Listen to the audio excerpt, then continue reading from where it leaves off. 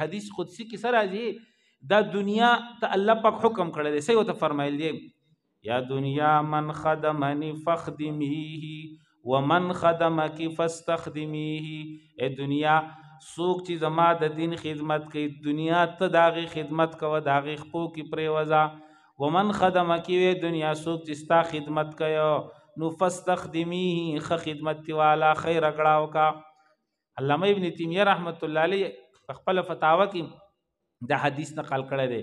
حدیث قدسی دی چې الله پاک فرمایي یا ابن آدم خلقت كل شيء لك وخلقتك لي اے د آدم بچیا ټول شیونه د دنیا می تعالی پیدا کړلیو تم خپل ځان له پیدا کړې خپل عبادت د پاره زما د دین د پاره فبحقي عليك الا تشتغل بما خلقته لك عما خلقتك له زما چې ګوره پتا کم حق دے پاغي دستا